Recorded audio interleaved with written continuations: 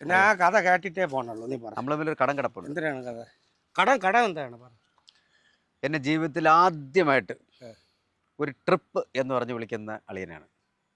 Yes, ആദ്യമായിട്ട്. ആ അത് ആ സ്ഥലം കൂടെ ഞാൻ പറഞ്ഞാൽ വിളിക്കുന്ന ചൈന എന്ന് പറഞ്ഞാൽ വിളിക്കുന്നത്. അതെ അതെ അതെ അതെ, ചൈന എന്ന് പറഞ്ഞാൽ വിളിക്കുന്നത്. അന്ന് എനിക്ക് പാസ്പോർട്ടൊന്നുമില്ല. ഞാൻ എനിക്കറിയാം. ഞാൻ നിങ്ങൾ ഇവിടെ ആയിരുന്നു മറ്റേ ഷൂട്ടിൻ്റെ ഇതായിട്ട് മറ്റേ എനിക്ക് പാളയത്ത് ആയിരുന്നു. ഞാൻ മെട്രോയിൽ ഇരിക്കുകയായിരുന്നു. അവിടെ വെച്ചാണ് ഞാൻ അളിയനെ വിളിക്കുന്നത്. അന്ന് ഞാൻ കൈരളിയുടെ ഷൂട്ടിന് പോയി തുടങ്ങില്ല. കൈരളിയിൽ ഞാൻ തുടങ്ങുന്നത്. അപ്പോൾ അതിന് ഷൂട്ടിന് പോയി തുടങ്ങില്ല. ചെറിയ മാട്ടയും ഒക്കെ കളിച്ച് ഇരിക്കുന്ന സമയത്ത് എടാ ഒരു ട്രിപ്പുണ്ട് എന്ന് പറഞ്ഞ്. അപ്പോൾ ഞാൻ പറഞ്ഞ് ട്രിപ്പുണ്ട്, ബാക്കിയുള്ള കാര്യങ്ങളെല്ലാം ക്ലിയർ ചെയ്തോ, ഞാൻ നിന്നെ വിളിക്കാമെന്ന് പറഞ്ഞു. പക്ഷെ അന്ന് എനിക്ക് പാസ്പോർട്ട് ഇല്ലാത്തതുകൊണ്ടാണോ ആ ട്രിപ്പ് പോയോ എനിക്കറിയില്ല. പാസ്പോർട്ട് അത് നിന്നെ വിളിക്കാൻ പറഞ്ഞ ചന്ദ്രനാണ്. ആണല്ലേ? തിരുമല ചന്ദ്രനാണ് നിന്നെ വിളിക്കാൻ പറഞ്ഞത്. എന്നെ അവിടെയും ഉണ്ടായിരുന്നു, കെനിയയിൽ രണ്ട് ട്രിപ്പ്. അതിനുശേഷം ആണ് ഞാൻ ഈ പാസ്പോർട്ട് എടുക്കുന്നതിനെ കുറിച്ചുള്ള. അതുമല്ല, വേറൊരു കാര്യം കൂടെ പറയാം. ആദ്യമൊക്കെ ഒരു കാരണവശാലും പാസ്പോർട്ട് എടുക്കൂലേ. കാര്യം എന്ന് വെച്ചാൽ ഫ്ലൈറ്റ് കയറാൻ പേടിയായിരുന്നു. സത്യമാണ്, ഇത് കളിയല്ല. കാര്യമായിട്ട് അതുകൊണ്ട് പാസ്പോർട്ട് എടുക്കുന്നതിന് മുമ്പേ പാസ്പോർട്ട് ഉണ്ടെങ്കിലും ഡബിൾ പേയ്മെന്റ് പറയും. അത് സത്യമായ കാര്യമാണ്, ഇല്ലെന്ന് പറയല്ലേ തങ്കച്ച. കറക്റ്റ്. അത് ഇങ്ങനെ സംഭവം ഉണ്ടായിരുന്നു. അപ്പൊ നമുക്കൊരു ട്രിപ്പ് പോണ്ടേ? നമുക്ക് പോവാം, ഉടനെ തന്നെ ഒരു ട്രിപ്പ് പോവാം. ഞങ്ങൾ ഒരു ട്രിപ്പിന് വരും അല്ലേ? അതെ, ഉറപ്പാണ്. ഞങ്ങൾ അതായത് ഒരു വരുന്ന ട്രിപ്പ് എന്ന് പറഞ്ഞു കഴിഞ്ഞാൽ ഇനി ഏത് ആർട്ടിസ്റ്റ് കൂടെ ഉണ്ടെങ്കിലും അവരെ ഞങ്ങളെപ്പോലെ മെരുക്കി ഞങ്ങളെപ്പോലെ പവർഫുള്ളാക്കി നമ്മൾ കളിപ്പിക്കും. നമുക്ക് എന്നാലും ഒരു കൊള്ളാന്നുള്ളൊരു സാധനമല്ല ആദ്യം എടുത്തിരുന്നത്. അപ്പോൾ അങ്ങനെ കൈയടി കിട്ടുന്ന സാധനം എന്ന് പറയുമ്പോൾ ഞാൻ ആദ്യം ചെയ്യുന്ന ഏതാണ്? ആദ്യം ചെയ്യുന്നത് ഞാൻ ശബ്ദാനുകരണത്തിൽ ആദ്യം ചെയ്യുന്ന തിലകൻ സാറിൻ്റെ ശബ്ദം. അപ്പോൾ നമ്മുടെ തിലകൻ സാറിൻ്റെ ശബ്ദം നമ്മുടെ ചാനലിന് വേണ്ടി ഞാൻ അവതരിപ്പിക്കുകയാണ്. ശ്രീമാൻ തിലകൻ.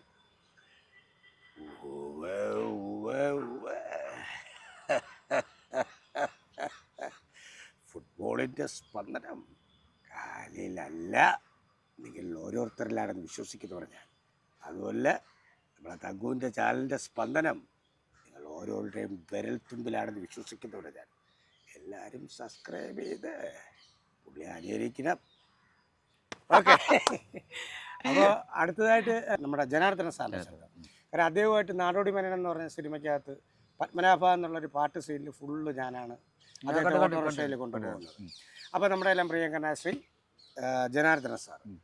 കഷ്ടപ്പെട്ടു കർത്താവേ, പട്ടപ്പേടിച്ച് പത്രത്തെത്തപ്പോൾ ചൂട്ടിക്കെട്ടിപ്പെടാ തുറച്ചുള്ളായല്ലോ. എടാ എഴുതോ താ പെട്ടപ്പെടല്ലടാ തങ്കപ്പൻ. എടാ എഴുതോ അടിച്ചൊടിക്കടാ അവൻ്റെ കാലേ. അപ്പോൾ അടുത്ത് അവതരിപ്പിക്കുന്നതെന്ന് പറയുമ്പോൾ ജഗതി വേഴ്സസ് ജഗതി അവതരിപ്പിച്ചാണ് ഞാൻ മീഡിയയിലോട്ട് വരുന്നത്. അപ്പോൾ സൂര്യ ടി വിയിൽ. അപ്പോൾ നമ്മുടെ എല്ലാം പ്രിയങ്കരനായ ശ്രീ ജഗതി ശ്രീകുമാർ. എന്തോ താടേ ഇത് വിദ്യാപതിക്കിട്ട് ദുർഗു വെട്ടോ വിളിച്ചൊന്ന് കാണാനില്ലല്ലോ. ആ തിരിയൊത്ത് പൊക്കി വയ്ക്കാൻ എല്ലാം വാങ്ങിച്ചു വയ്ക്കാൻ തീർക്കാൻ നീ 24 മണിക്കൂറിനകം എവളെ കൊണ്ടുപിടി ഇറങ്ങിയില്ലാത്തുണ്ടെങ്കിൽ എൻ്റെ ശവം അവളെ കൊണ്ട് തീറ്റിക്കും. പോയി കിടന്ന് ഉറങ്ങുവേണ്ടേ. ഹൈലൈറ്റ് സാധനമാണ്. എല്ലാ ഹൈലൈറ്റാണ് ഋഷഭാവയുടെ രൂപവും കാര്യങ്ങളൊക്കെയാണ് അവതരിപ്പിക്കുന്നത്. ആദ്യമായിട്ട് അവതരിപ്പിക്കുന്നത് ഞാനാണ്. അദ്ദേഹം ഞാനും കൂടെ ഒരു സ്റ്റേജ് ഷോയ്ക്ക് പോയപ്പോൾ ഖത്തറിൽ വെച്ചാണ്. അപ്പോൾ ആദ്യമായിട്ട് ഋഷഭാവ് വരുന്നു എന്ന് പറഞ്ഞിട്ട് ഞാനും കറുത്ത ഡ്രസ്സ്, പുള്ളിയും കറുത്ത ഡ്രസ്സ് ഇട്ടിട്ട് ആ ഷോയിൽ ഋഷഭാവ് വേദിയിലേക്ക് സ്വാഗതം ചെയ്യുന്നു എന്ന് പറയുമ്പോൾ ഞാനാണ് ഋഷഭാവായിട്ട് എൻ്റർ ആവണം. ഭയങ്കര കയ്യടിയും കാര്യങ്ങളും. ഒറിജിനൽ ഋഷഭാവ എന്നാണ് വിചാരിച്ചത്. അന്ന് ഞാൻ നല്ല തടിയും അദ്ദേഹത്തെ പോലെ തടിയൊക്കെ ഉണ്ടായിരുന്ന കാലമായിരുന്നു.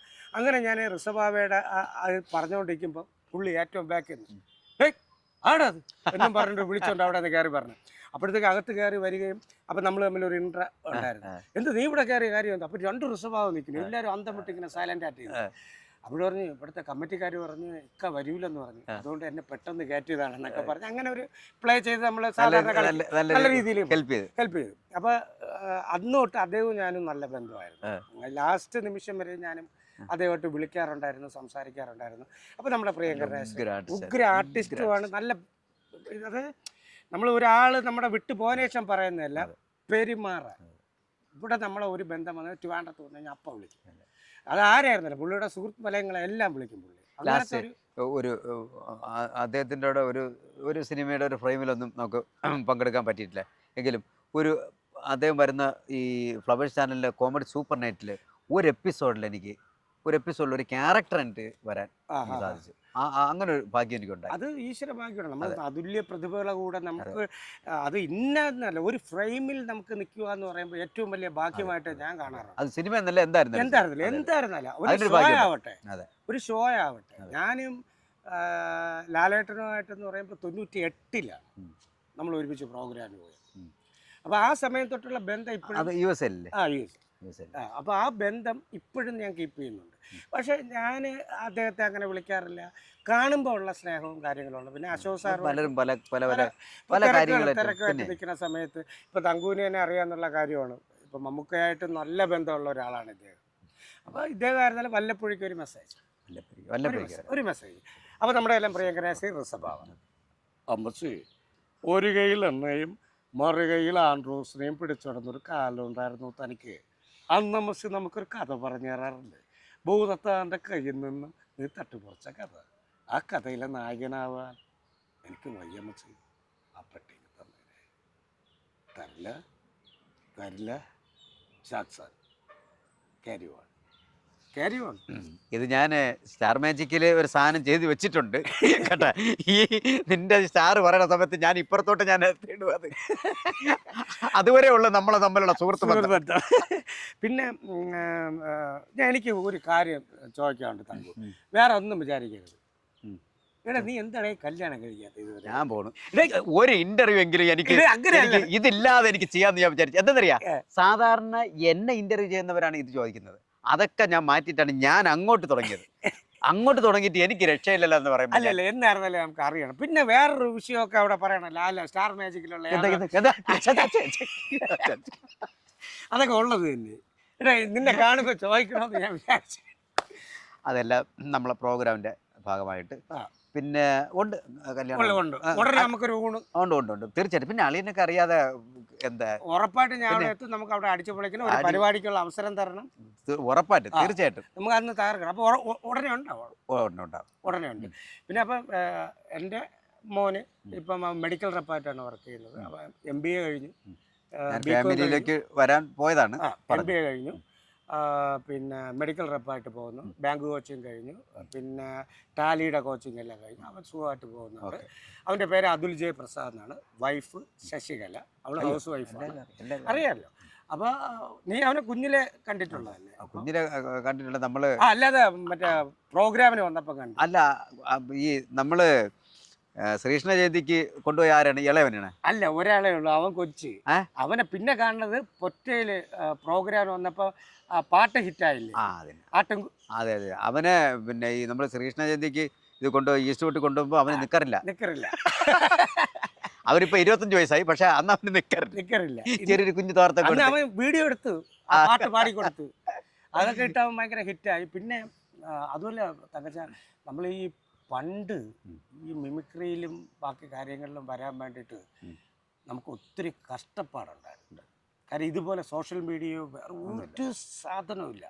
മൗത്ത് പബ്ലിസിറ്റി എന്ന് പറഞ്ഞ ഒരു സാധനം കൊണ്ടാണ് നമ്മൾ കയറി വന്നത്. സത്യം പറഞ്ഞാൽ ഞാനൊരു മിമിക്രി സമിതിയിൽ കയറാൻ വേണ്ടി ഞാൻ കിടന്ന് കഷ്ടപ്പെട്ടിട്ടുണ്ട്. ട്രൂപ്പ് ഞാൻ പറയാം. ഇവിടെ നമുക്ക് ട്രിവാൻഡ്രത്ത് ഹിറ്റായിട്ടുണ്ടായിരുന്നതാണ് കലാസാഗർ. അല്ല, തിരുവനന്തപുരത്ത് പറയുമ്പോൾ എടുത്ത് പറയാം കലാസാഗർ പറയണം. ഞാൻ ആദ്യമായിട്ട് വർക്ക് ചെയ്യുന്നതും കലാസാഗർ. പക്ഷേ ഈ കലാസാഗറിൽ സർവേശ്വരൻ ചേട്ടൻ കാരണമാണ് ഞാൻ ഇന്ന് തങ്കുവിൻ്റെ മുമ്പേ ഇരിക്കുന്നത്. കാര്യം ഞാൻ സത്യം പറഞ്ഞാൽ ഇന്നത്തെ വലിയ ടീമുകളെല്ലാം അതിൻ്റെ അകത്ത് കളിക്കുന്ന സമയത്ത് യുവമാരുടെ കൂടെ ഒരു പ്രോഗ്രാം ചെയ്യാൻ വേണ്ടി ഞാൻ ഈ പ്രോഗ്രാം സ്ഥലത്തെല്ലാം പോവുകയാണ്. ഞാൻ പോവും. അതുപോലെ കോട്ടയം നസീറിനറിയാം. അതേ ഇപ്പോഴും പറയും. എൻ്റെ കയ്യിൽ പണ്ടൊരു യമഹ വണ്ടിയുണ്ട് എന്നും പറഞ്ഞുകൊണ്ട് ഞാൻ നേരെ അവിടെ ചെല്ലും. യവന്മാരെ പരിപാടി കാണും, സാധനങ്ങളൊക്കെ പറക്കി വയ്ക്കും. എല്ലാം കഴിഞ്ഞിട്ട് നസീർക്കയുടെയൊക്കെ പ്രോഗ്രാം കഴിഞ്ഞിട്ട് പ്രചോദൊക്കെ ഇരിക്കുന്ന പ്രോഗ്രാം കഴിഞ്ഞിട്ട് ഇവർ കസേരയിട്ട് ഇരിക്കുമ്പോൾ ഞാൻ ഈ പാട്ട് സെറ്റ് എല്ലാം കൊണ്ടുപോകും അവിടെ. അപ്പോൾ എൻ്റെ വണ്ടിയുടെ സൗണ്ട് കേൾക്കുമ്പോൾ തന്നെ അവർക്കറിയാം. അതാ ജഗദീഷ് വന്നേട്ടാ. ഞാൻ പെട്ടി സാധനങ്ങളായിട്ടാണ് പോണത് അവിടെ.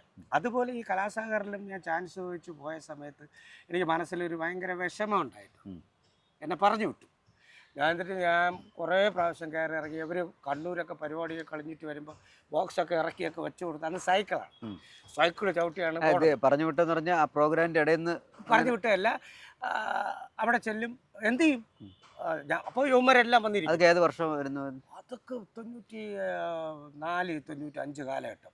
അപ്പോൾ അവിടെയൊക്കെ പോയി ഇരുന്നിട്ട് ഞാൻ അവിടെ ഇരുന്നിട്ട് പറയും, സർവേശ്വരൻ എന്ത് ചെയ്യും നിങ്ങൾ? അപ്പോൾ ഞാൻ പറയും, ഞാൻ മമ്മൂട്ടി. എവിടെ ചെയ്യാം മമ്മൂട്ടി? എങ്ങനെയെങ്കിലും ഈ സമിതി കയറണ്ടേടാ. അതിന് വേണ്ടിയിട്ടുള്ള ടെൻഷനിൽ മമ്മൂട്ടിയുടെ സൗണ്ട് ചെയ്യും. മമ്മൂട്ടി ഇങ്ങനെ വരുവുള്ളൂ. ഇന്നാണെങ്കിൽ പിന്നെയും വരും. അത് കഴിഞ്ഞ് ജഗദീഷ് കുമാർ അത് ഋതം ചെയ്യ് എന്നൊക്കെ പറഞ്ഞിട്ട് കൊള്ളാം കേട്ടോ, അടിപൊളിയായിട്ടുണ്ട്, നമുക്ക് അടുത്ത പ്രാവശ്യം അല്ലെ അടുത്ത ഇത് തൊട്ട് പോവാ എന്ന് പറഞ്ഞ് ഞാൻ ഇങ്ങനെ വെളിയിൽ പിന്നെ വിളിക്കില്ല. ഇല്ല, ഞാൻ വെളിയിൽ ഇറങ്ങി ഞാൻ നേരെ വണ്ടിയിൽ വന്ന് ബൈക്ക് അല്ലെ ഈ സൈക്കിൾ എടുക്കാൻ വേണ്ടി വണ്ടിയിൽ ചാവി ഞാൻ മറന്നു. ഞാൻ ചാവി എടുക്കാൻ വേണ്ടി പോയപ്പോൾ ഇവരവിടെ അകത്തളത്തിൽ ഇരുന്നിട്ട് എല്ലാം കൂടെ പറയണേ, അതൊക്കെ മാട്ടയും കളിച്ചുകൊണ്ട് നടക്കണവന്മാരെയൊക്കെയാണ് പ്രൊഫസർ സമിതിയിൽ കയറ്റണത്. ഇവനൊക്കെ ഇത് എന്തായാലും നക്കാ നൃത്തം ചെയ്യണേ. ഇവനൊക്കെ ഏതെങ്കിലും സമിതിയിൽ കയറുമോ ജീവിതത്തിൽ? പറഞ്ഞ് ഇതെല്ലാം ഞാൻ കേട്ടോണ്ട് ഇന്ന് ഞാൻ ഇങ്ങനെ ചാവി എടുത്തിട്ട് ഇങ്ങനെ നോക്കിയതും സർവേശ്വരണ്ണം പറഞ്ഞിട്ട് ഇറങ്ങി. ഞാൻ ഈ കേട്ട് വിഷമിച്ച് ഇറങ്ങിപ്പോവുകയും അങ്ങനെ അത് കഴിഞ്ഞാണ് എനിക്ക് ഈ മിമിക്രിയോട് വാശി തോന്നി. ഇങ്ങനെ പറഞ്ഞോണ്ടൊരു വാശി വേണമല്ലോ. വാശി വന്നു. ആ ഒരു ഇത് തന്നത് സർവേശ്വരണ്ണനാണ്. അങ്ങനെ ഞാൻ വാശിയുടെ പുറത്ത് നേരെ ആറ്റുവൽ അമ്പലത്തിൽ പോയി ഒന്ന് കരഞ്ഞ് വന്ന് വീട്ടിൽ വന്ന് എന്നിട്ട് അവിടെ നേരെ വന്നിട്ട് ഞാൻ അമ്മയോടെ പറഞ്ഞു. അന്ന് അമ്മ ഉണ്ടായിരുന്നു. അപ്പം ഞാൻ അമ്മയോടെ പറഞ്ഞു, അമ്മ ഇങ്ങനെയാണ് അമ്മ സംഭവിച്ചതെന്ന് പറഞ്ഞു. അപ്പോൾ പറഞ്ഞു, നീ ഒന്നും നോക്കണ്ട, നീ ദൈവത്തെ വിളിച്ചാൽ നിനക്ക് നല്ലത് വരുമെന്ന് പറഞ്ഞു.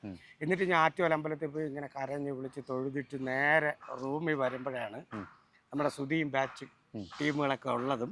സുധിയാണ് അങ്ങനെ ആദ്യമായിട്ട് അവൻ്റെ മനസ്സിൽ ദൈവം തോന്നിച്ചായിരിക്കാം എനിക്ക് ഈ മീശയൊക്കെ വരച്ച് ഫിഗർ ആദ്യമായിട്ട് അടിക്കണം. അപ്പോഴത്തേക്കും അത് കഴിഞ്ഞിട്ട് പിന്നെ ഒരു പറപ്പിരായിരുന്നു. ആ കഴിഞ്ഞ് ഞാൻ മറ്റേ ബീറ്റ്സ് ഗാനമേള, അന്നത്തെ ടോപ്പ് ഗാനമേളയുടെ ഇടയിൽ ഞാൻ ഈ വൺ മാൻ ഷോ അടിയായിരുന്നു, ഈ ഫിഗർ അടിയായിരുന്നു. അപ്പോൾ ഈ ഫിഗർ അടിച്ചുകൊണ്ട് നിന്ന സമയത്ത് സർവേശ്വരണ്ണം കാണുകയും അവിടം തൊട്ടാണ് ഞാൻ ഗസ്റ്റ് കളിച്ചു തുടങ്ങി ആദ്യം. പിന്നെ ഈ ഫിഗറിന് ഒരു ഘടകമായി മാറി. ഒരു ഘടകമായിട്ട്. പക്ഷെ അന്ന് ആരുമില്ല. അന്ന് ഞാൻ മാഗ്നാസിൽ കളിക്കും, ബീറ്റ്സിൽ കളിക്കും, കലാസാഗറിൽ കളിക്കും, ഒനീഡയിൽ കളിക്കും. അതെ ഒനിഡ. ഇത് അന്ന് ഇതിനൊരു പുതുമ തന്നെ ഇതല്ലേ? പുതുമയായിരുന്നു. അതായത് ആദ്യമായിട്ട് ഞാൻ ചെയ്യണ കണ്ടിട്ട് നമ്മുടെ ചന്ദ്രനൊക്കെ വന്ന് അന്തമുട്ടല്ലായിരുന്നു. ഇതെങ്ങനെ ചെയ്തോളൂ എന്ന് കേൾക്കാൻ വേണ്ടിയിട്ട്. കാര്യം വിജയമോഹനും മില്ലിൻ്റെ അകത്ത് ആണ് ഈ പരിപാടി ഞാൻ ആദ്യം ചെയ്യുന്നത്. അന്ന് വേറെ കാര്യമുണ്ട്, അന്ന് ഇതെല്ലാം ചെയ്യുമ്പോഴും നമ്മൾ ഇന്നത്തെ സ്ലിം അല്ല, അന്ന് കുറച്ചുകൂടെ സൈസുണ്ട്. ജുബ്ബയൊക്കെ എടുത്തിട്ട് ഒരു മാലയും കോട്ടും ഒക്കെ എടുത്തിട്ട് രസഭാവം വന്നു തന്നെ. അത് അന്നത്തെ ഒരു കൾച്ചർ അനുസരിച്ച് ചെയ്തങ്ങ് പോയി. കുറച്ച് വർഷം പ്രസാദേട്ടൻ്റെ അതൊരു അദ്ദേഹത്തിൻ്റെ കൂടെ ആദ്യം പോകുന്നത് ട്രിപ്പ് ലണ്ടൻ ജർമ്മനിയാണ്. അതായത് ഉർവശി, മനോജ് കെ ജയൻ, ഞാൻ, മച്ചാൻ വർഗീസ്, KS പ്രസാദ് അന്ന് അതിൽ അഭിനയിക്കുന്നത്. അപ്പോൾ ലണ്ടനിലാണ് 98 നമ്മൾ ആദ്യമായിട്ട് പോകണം. അതിന് ശേഷമാണ് എൻ്റെ പെർഫോമൻസ് കണ്ടിട്ടാണ് പുള്ളിയുടെ കൂടെ ബാക്കിയെല്ലാം. പിന്നെ ഒരിടക്കാലത്ത് എല്ലാവരും മനസ്സിലാക്കാനുള്ള ഒരു കാര്യമെന്ന് പറഞ്ഞാൽ, നമ്മുടെ ഒരു കാലഘട്ടത്തിൽ പിന്നെ പ്രോഗ്രാം ഗൾഫ് പരിപാടിക്ക് പോകുമ്പോൾ കോട്ടനസീറൻ ടീമും പ്രസാദേട്ടൻ ടീമും പിന്നെ ഷാജോൺ അവരെല്ലാം ഒരു ടീം, കലാഭവൻ്റെ ഒരു ടീം. അപ്പം നമ്മളെല്ലാവരും കൂടെയാണ് ഒരു ഫ്ലൈറ്റിൽ. അപ്പോൾ പലർക്കും പല പ്രോഗ്രാം ഉണ്ട്, പല സ്ഥലത്തായിട്ട്. പക്ഷെ നമ്മൾ ഒറ്റ ഫ്ലൈറ്റിൽ പോവുകയാണ്. സത്യം പറഞ്ഞാൽ ഒരു ട്രൂപ്പിന്റെ ബാനർ ബോർഡ് ഫ്ലൈറ്റിന്റെ ഫ്രണ്ടിൽ വെച്ചാൽ മതി. സമിതിയിൽ ഇത്രയും കലാകാരന്മാരുണ്ട്. ഫുൾ ഫ്ലൈറ്റിൽ വേറെ ഒരു വ്യക്തികളില്ല. ഒരു ബാനറും കെട്ടി അത് ഈ അമ്മ മഴവില്ലേ ഫ്ലൈറ്റിലെ മറ്റേ ഷോയ്ക്ക് പോയത് എല്ലാം കൂടെ ഒരു ഫ്ലൈറ്റിൽ ഫ്ലൈറ്റ്. കാര്യം ഇതും അതുപോലെ പല പ്രാവശ്യങ്ങളിലും നമ്മൾ ചിലപ്പോൾ അവരൊക്കെ ലണ്ടനിൽ നിന്ന് പ്രോഗ്രാം കഴിഞ്ഞ് ദുബായിൽ വരും. അപ്പം നമ്മളൊക്കെ ദുബായിൽ നിന്ന് കയറും. പിന്നെ ദുബായിൽ നിന്ന് കണക്ഷൻ ഉണ്ടെങ്കിൽ ഡൽഹിയിൽ ഇറങ്ങുമ്പോൾ അവിടെ നിന്ന് ആൾക്കാർ കയറും. പിന്നെ ഒരു കലാകാരന്മാരുടെ ഒരു ബഹളമാണ്. അതിൻ്റെ ഇടയിൽ സംഭവങ്ങൾ ഉണ്ടായിട്ടുണ്ട്. നമ്മളെ ഷാജു അറിയല്ലോ, മറ്റേ ഷാജു വാജ്പേയിട്ടൊക്കെ അവനാണെന്നുണ്ടെങ്കിൽ പണ്ട് കഴിക്കുമായിരുന്നു. കഴിക്കുന്ന സമയത്ത് അവിടെ നിന്ന് നല്ല കഴിച്ചിട്ടൊക്കെയാണ് വന്നിരിക്കുന്നത്. അപ്പം ഞാൻ ദുബായിൽ നിന്ന് കയറി, പുള്ളി ലണ്ടനിൽ നിന്ന് വരുമായിരുന്നു. നമ്മൾ രണ്ടൊരു ഒരു സീറ്റിലാണ് ഇരുന്നത്. അപ്പം എന്നെ വിളിച്ചു, ബാ നമ്മൾ രണ്ടൊരു അനിയനും ചേട്ടനും എന്നാണ് പറയണേ കാണാൻ. അപ്പം നീ ഒന്ന് എൻ്റെ അടുത്തിരി. അപ്പോൾ ഞാൻ പറഞ്ഞു, നീ കഴിച്ചോ? അപ്പം ഞാൻ പറഞ്ഞു, ഇല്ല ഞാൻ കഴിച്ചില്ല, വാങ്ങിക്കാൻ സെറ്റപ്പ് ഉണ്ട്. അപ്പം ഞാൻ പറഞ്ഞു, എങ്ങനെ? നീ ഇരി. അപ്പോഴത്തേക്ക് ഒരു എയർ ഹോസ്റ്റസ് നടന്നു പോയി. Excuse me, your flight is very good, your is very beautiful, give me 2 peg. ഇവർ 2 പെഗ് കൊണ്ടുവന്നു. അപ്പോൾ പറഞ്ഞു, കഴിച്ചോ? ഞാൻ കഴിച്ചു. അത് കഴിഞ്ഞ് വീണ്ടും ഇവർ പോയി. ഇവരുടെ your flight is very good, you are beautiful, very beautiful, 2 peg. അടുത്ത പ്രാവശ്യം ഇവർ വന്നു, excuse me, 2 peg I give you. Okay, ഇതാ പോയ. ബ്യൂട്ടിഫുള്ളും പറയാൻ സമ്മതിച്ചില്ല, ഫ്ലൈറ്റിനെ കുറിച്ച് പറയാൻ പറ്റിയില്ല. അപ്പം അങ്ങനെയുള്ള സംഭവങ്ങൾ മിമിക്രിക്കാരുടെ ഇടയിൽ ഇഷ്ടംപോലെ സംഭവങ്ങളുണ്ട്. പിന്നെ എന്തൊക്കെ പറഞ്ഞിരുന്നാലും നമ്മളുടെ കലാകാരന്മാർ തമ്മിലുള്ള ഒരു സ്നേഹമുണ്ട്. 6 വർഷം മാറി നിന്നിട്ട് അതിൽ നിന്ന് യാതൊരുവിധ ടച്ചുമില്ലാതെ മാറി നിന്ന് നമ്മൾ കൂലിപ്പണിയും കാര്യങ്ങളൊക്കെ ചെയ്യണമെന്ന് നേരത്തെ പറഞ്ഞിരുന്നു. അതിനകത്ത് ഒരു ചെറിയ കുറ്റബോധമുണ്ട്. കാരണം എന്ന് പറഞ്ഞാൽ നമ്മൾ വന്ന മേഖലയിൽ നിന്നാണ് നമ്മൾ മാറി. ഇപ്പോൾ വീണ്ടും സജീവമായിട്ട് ഈ കെട്ടുകളൊക്കെ പൊട്ടിച്ച് ഈ തെറ്റിദ്ധാരണകളൊക്കെ മാറ്റിയിട്ട് സജീവമായിട്ട് വരുന്നു 6 സിനിമ. ഇന്ന് നിലവിൽ ഇപ്പം നിൽക്കുന്നവർക്ക് പോലും ഈ കണ്ടിന്യൂ അടുപ്പിച്ചൊരു 6 സിനിമ ഇല്ല. പക്ഷേ ഈ കെട്ടെല്ലാം പൊട്ടിച്ച് അതിൻ്റെ തെറ്റിദ്ധാരണകളെല്ലാം മാറ്റിയിട്ട് നിൽക്കുന്നതിൽ 6 സിനിമ, സീരിയൽ ഇതെല്ലാം ഉണ്ട്. സിനിമകൾ ഇനിയും വരും. പക്ഷെ എന്നാലും നമ്മൾ ആ സ്റ്റേജ് ഷോ, വലിയ ഷോയും കാര്യങ്ങളൊക്കെ വരണമെന്നുണ്ടെങ്കിൽ ആ ഷോയിലും കൂടെ ഒക്കെ ഒന്ന്. പിന്നെ 100% ഷോ എന്ന് പറഞ്ഞാൽ എൻ്റെ പ്രാന്താണ്. അതെ, അത് ഇനിയിപ്പം സത്യം പറഞ്ഞാൽ ഒരു കാര്യം കൂടെ പറയാം. ഈ 6 വർഷം ഞാൻ ഇതിൽ മാറി നിന്നപ്പോഴും ഒരു ബാനർ വെച്ച വണ്ടി പോകുമ്പോൾ നമുക്കൊരു ചങ്കടിപ്പ് തന്നെ. അതൊരു കാരണം എനിക്ക് സ്വന്തമായിട്ട് സമിതിയും കൂടെ ഉണ്ടായിരുന്നു. അപ്പം ഈ ഒരു ബാനർ വെച്ച ഒരു വണ്ടി പോകുമ്പോൾ നമുക്ക് മനസ്സിലൊരു ഇതുണ്ട്.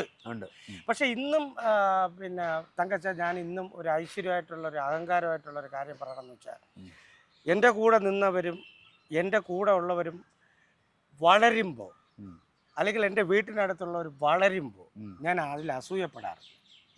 അതുകൊണ്ടാണ് ദൈവാനുഗ്രഹം, എനിക്ക് ടെൻഷനില്ല. ഇനിയിപ്പോൾ തല പോണ പ്രശ്നം വന്നാലും ഞാൻ ടെൻഷൻ അടിക്കില്ല. അതുകൊണ്ടാണ് എനിക്കിപ്പോൾ 55 വയസ്സായി. എൻ്റെ ഒരു തടിയോ ഒരു മുടിയോ നരച്ചിട്ടില്ല. കാര്യം എല്ലാവർക്കും അതിശയമാണ്.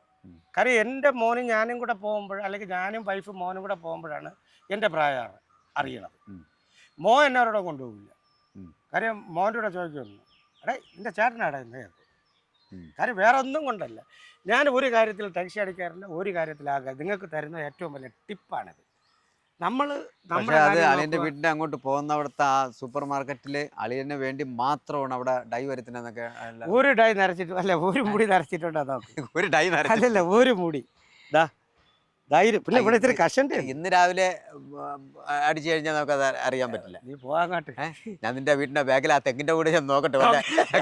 കാര്യമുള്ള കിടക്കും. ഇത് വെറുതെ പറഞ്ഞാണ്, ഞാൻ വെറുതെ പറഞ്ഞാണ്. ഇത് ഒറിജിനൽ മുടിയാണ്. പിന്നെ ഇതിനകത്ത് ആദ്യം പണ്ട് കാലങ്ങളിൽ കാണുമ്പോൾ ഒരു കളർ ഉണ്ടായിരുന്നു. കാരണം ഈ റിസർവ് ചെയ്യാൻ വേണ്ടി ചെമ്പിച്ച് ഇട്ടേക്കുമായിരുന്നു. ഇങ്ങനെയൊന്നും അല്ല, ആള് സുന്ദരനായിരുന്നു. ഇന്നും സുന്ദരനും തന്നെ, അതിലൊരു കുഴപ്പമൊന്നുമില്ല. അപ്പൊ എന്തായിരുന്നാലും സുന്ദരമായിട്ട്, അതായത് ഇനി അങ്ങോട്ടുള്ള പോക്ക് സുന്ദരമായിട്ട് തന്നെ പോട്ടെ. അതുപോലെ ഇനിയും ഒരു കാര്യം വെച്ചാൽ, നമ്മൾ ഇനിയിപ്പോൾ എന്തായിരുന്നാലും ഒരു ട്രിപ്പ് ഒരുമിച്ചുണ്ട്. ഇപ്പൊ ഞാൻ ഒരു കാര്യം പറയട്ടെ, തങ്ങൾക്ക് പരസ്പരം അങ്ങോട്ടും ഇങ്ങോട്ടും ഒക്കെ ആദ്യമൊക്കെ കുറച്ച് സഹകരണം ഉണ്ടായിരുന്നാല് ചിലപ്പോൾ ചില സ്ഥലത്ത് നിന്റെ ഒരു ക്യാരക്ടർ അനുസരിച്ച് വേറെ ആരെങ്കിലും ആയിരിക്കും ഉദ്ദേശിക്കുന്നത്. അവിടെ പറയാൻ ഒരാൾ വേണം. ശരിയല്ലേ? ആ സമയമാണ് നമുക്ക് നല്ലത്. നമുക്ക് വേണ്ടി പറയാം. നമുക്ക് വേണ്ടിയല്ല, നമുക്ക് ആ ക്യാരക്ടർ മറ്റേ തങ്കച്ചൻ വിധിൽ, അല്ലെങ്കിൽ ഈ ക്യാരക്ടർ ജഗദീഷ് പ്രസാദ് എന്ന് പറയാൻ ഒരാൾ. കാരണം ഇന്നത്തെ ജനറേഷൻ, ന്യൂ ജനറേഷനിൽ പെട്ട ആൾക്കാരാണ് ഏറ്റവും കൂടുതലുള്ളത്. അവർക്കൊക്കെ നമ്മളെ കൃത്യമായിട്ട് അറിയണമെന്നില്ല. ശ്രീനാഥ് ബാസി ആയിരുന്നാലും ഷോൺ ആയിരുന്നാലും ഇവരൊക്കെ അടുത്ത് പോയി പെട്ടപ്പോഴാണ് അവർ നമ്മളുമായിട്ടൊരു ബന്ധമായത്. അവരപ്പോഴാണ് ഓർത്തത്. അതെ. അതാണ് സത്യം. അതെ. സത്യം ശ്രീനാഥ് ബാസി എന്നെ കണ്ടിട്ട് അയ്യോ ഇത് നമ്മളെ പഴയ മിമിക്രി, അയ്യോ അയ്യോ അയ്യോ ഇങ്ങനെയാണ് വന്നത്. അപ്പോൾ അദ്ദേഹമൊക്കെ നമ്മളോട് ഇങ്ങോട്ട് കാണിക്കുമ്പോഴേ നമ്മൾ തന്നെ ആകെ മൊത്തം അയ്യോ ഞാൻ അങ്ങനെയൊക്കെ ആയിരുന്നു, നമ്മൾ അറിയപ്പെടുന്ന ആളായിരുന്നു എന്നൊക്കെ നമ്മൾ ചിന്തിച്ചു പോകുന്ന. ഇപ്പൊ ഇതെല്ലാം കൂടെ ഒന്ന് ഓർമ്മിപ്പിച്ച് എടുക്കത്തക്ക ഒരു. അതെ, അദ്ദേഹം എന്നോട് പറഞ്ഞു ജയശേട്ടാ ഇനി എന്തെങ്കിലും വന്നു കഴിഞ്ഞാൽ ഞാൻ ചെയ്തു തരും ഉറപ്പാണ്.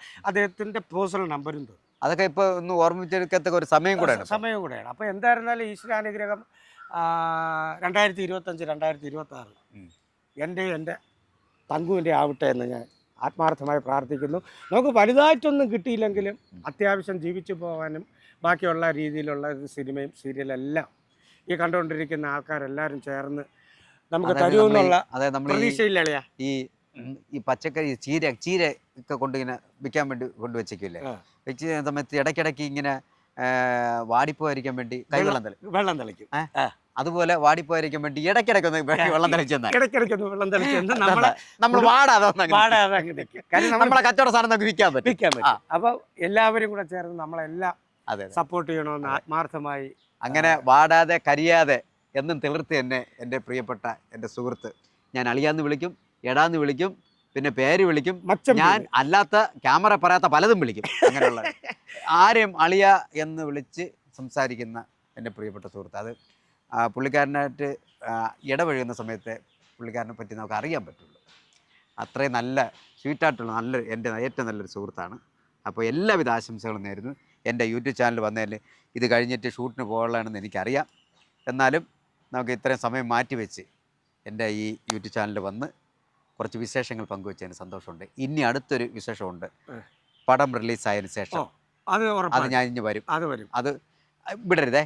പടം റിലീസായതിനു ശേഷം ഞാൻ വരും. ഇല്ലെന്നുണ്ടെങ്കിൽ ആൾക്കാർ ചോദിക്കും ജഗദീഷ് ചേട്ടാ പടം റിലീസായിട്ട് തങ്കച്ചൻ്റെ അടുത്ത് പോയില്ല.